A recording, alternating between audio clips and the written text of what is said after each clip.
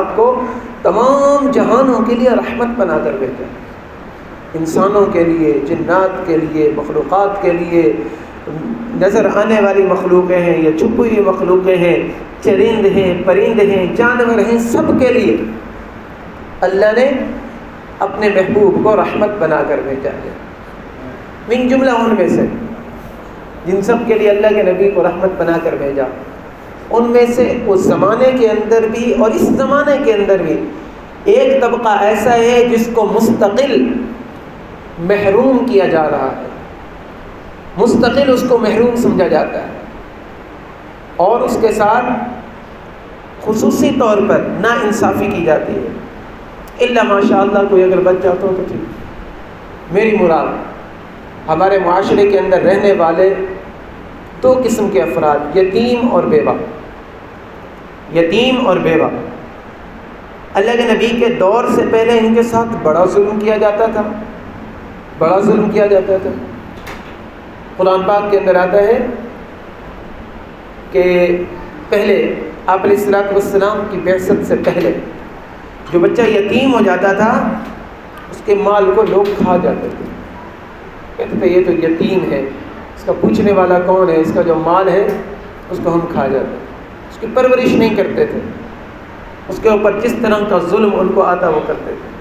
اور قریشیوں کے اندر، عرب کے اندر یہ رواج تھا کہ جو آدمی مر گیا ہے اس کے مال کا وارث وہ بنے گا جو تلوار چلا سکتا ہو، جو لڑ سکتا ہو۔ اب بھلا معصوم بچہ 7-8 سال کا بچہ، اس کا والد دنیا سے چلا جائے، وہ کہاں میدانوں کے اندر جا کر لڑے گا؟ اس طرح سے وہ ظالم لوگ اس یتیم کے مال کو ہڑپ لیا کرتے تھے۔ اور خواتین تو ویسے ہی، لڑکیاں تو ویسے ہی تلوار نہیں اٹھا سکتی تھی، تو ان کے مال کو بھی ہڑپ لیا جاتا تھا۔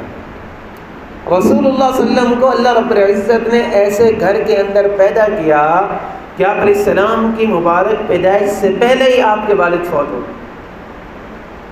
ولادت باسعادت سے پہلے سر کے اوپر سے والد کا سایہ چلا گیا۔ ماں کے گھر، ماں کی کفالت میں ابھی 6 سال کی عمر ہوئی تھی کہ ماں بھی فوت ہو گئی۔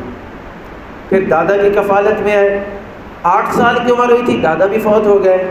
پھر اس کے بعد اپنے چچا کی کفالت کے اندر آئے۔ اللہ یہی فرماتے نا، الم یجدک یتیما فآویٰ، ہم نے آپ کو یتیم پایا اور ہم نے آپ کو ٹھکانہ دے دیا، آپ کو ہم نے وللآخرۃ خیر لک من الاولیٰ، پہلے کی بنسبت ہم آپ کے ذکر کو، آپ کے مقام کو، آپ کے مرتبے کو لوگوں کے اندر بلند کرتے گئے۔ جب اللہ کے نبی پیدا ہوئے تو کوئی نہیں جانتا تھا کہ اتنی بڑی شان والے بنیں گے، سب کہتے تھے عبد المطلب کا پوتا، عبداللہ کا بیٹا آ گیا، محمد ابن عبداللہ آ گیا۔ اللہ نے 40 سال کی عمر میں محمد الرسول اللہ بنا دیا، اور کیا فرمایا، کافۃ للناس، تمام لوگوں کے لیے، قیامت کی صبح تک جتنے لوگ آنے والے ہیں ان سب کے لیے آپ کو پیغمبر نبی بنا کر بھیج دیا۔ آپ علیہ الصلوۃ والسلام سے پہلے نبی آیا کرتے تھے، کوئی کسی بستی کا نبی ہوتا تھا، کوئی کسی شہر کا نبی ہوتا تھا، کوئی قصبے کا نبی ہوتا تھا، کوئی ملک کا نبی ہوتا تھا، کوئی قوم کا نبی ہوتا تھا، لیکن رسول اللہ صلی اللہ علیہ وسلم کو اللہ رب العزت نے جب بنایا، فرمایا انی رسول اللہ الیکم جمیعا، قل، اے میرے محبوب لوگوں کو کہہ دو، یا ایھا الناس، لوگوں، انی رسول اللہ الیکم جمیعا، اللہ نے مجھے تم سب کی طرف رسول بنا کر بھیج دی۔ تو آپ علیہ الصلوۃ والسلام نے ایسے گھرانے کے اندر آنکھ کھولی، ایسے طبقے کے اندر آنکھ کھولی، ایسے لوگوں کے اندر آنکھ کھولی کہ جہاں پر یتیم کے ساتھ بڑا ناروا سلوک کیا جاتا تھا، بڑا ہی ناروا سلوک کیا جاتا تھا۔ اللہ کے نبی نے وہ ساری چیزیں دیکھی۔ رسول اللہ صلی اللہ علیہ وسلم کی تعلیمات تھی، آپ علیہ الصلوۃ والسلام نے یتیم کو وہ حقوق دلوائے ہیں کہ حضرات صحابہ کرام رضوان اللہ علیہم اجمعین کوشش کیا کرتے تھے کہ ہمارا گھر کوئی یتیم سے خالی نہ ہو، اگر کوئی بچہ یتیم ہو جائے تو ہم اس کو اپنے گھر کے اندر لے جائیں۔ اللہ نے قرآن میں فرمایا، آتوا الیتامی اموالہم ولا تتبدلوا الخبیث بالطیب، جب کوئی بچہ یتیم ہو جائے تو اس کا مال اس کو دے دو، اور اچھی چیز کو بری چیز سے تبدیل نہ کرو۔ اگر اس کی زمین ہے، فرنٹ کے اوپر قبضہ کر لو، پیچھے والی زمین دے دو، ایسے نہ کرو۔ اس کا فرنٹ ہے تو اس کو فرنٹ دو، اس کا بینک بیلنس پڑا ہوا ہے تو اس کو دو، اس کے زیورات ہیں، جو کچھ اس کے مالک اس کا والد اس کی میراث کے اندر جو کچھ چھوڑ کر گیا ہے اس کو دو. وَلَا تَأْكُلُوهَا إِسْرَافًا وَبِدَارًا أَن يَكْبَرُوا. پھر مشرکین کے اندر اہل مکہ کے اندر ارد گرد کے لوگوں کے اندر یہ رواج تھا کہ بالفرض اگر کوئی بندہ یتیم کی کفالت کا ٹھیکہ اٹھا بھی لیتا پھر وہ یہ کرتا کہ زیادہ سے زیادہ کوشش کرتا خود بھی کھاتا, اس میں سے خود بھی کھاتا, اور جہاں پر 4 آنے خرچ ہوتے وہاں پر روپیہ خرچ کرتا. مال تو میرا نہیں ہے, جیسے اردو میں کہتے ہیں مال ہے مفتینے پہ رہے. یتیم کا مال ہاتھ آ جاتا تو اس کو زیادہ سے زیادہ خرچ کیا کرتے تھے. اللہ رب العزت نے کیا فرمایا؟ ان الذین یأکلون اموال الیتامی ظلما انما یأکلون فی بطونہم نارا. وہ لوگ جو یتیموں کا مال ظلم کے طور پر کھاتے ہیں وہ یہ نہ سمجھے کہ وہ مال کھا رہے ہیں, کسی کا حق دبا رہے, نہ. انما یأکلون فی بطونہم نارا, یہ اپنے پیٹوں کے اندر آگ کو داخل کر رہے ہیں. یہ یتیم کا مال نہیں کھا رہے بلکہ آگ کھا رہے ہیں. دنیا کے اندر بھی ان کے لیے رسوائی, اور مرنے کے بعد کیا ہوگا؟ سیصلون سعیرا, ان قریب اللہ رب العزت ان کو دہکتی ہوئی آگ کے اندر ڈال دیں. جب قرآن کی یہ آیات نازل ہوئی, حضرات صحابہ کرام جو تھے اور باقی مسلمان باقی لوگ ڈرنے لگے کہ یتیم کے بارے میں تو بڑا احتیاط ہے.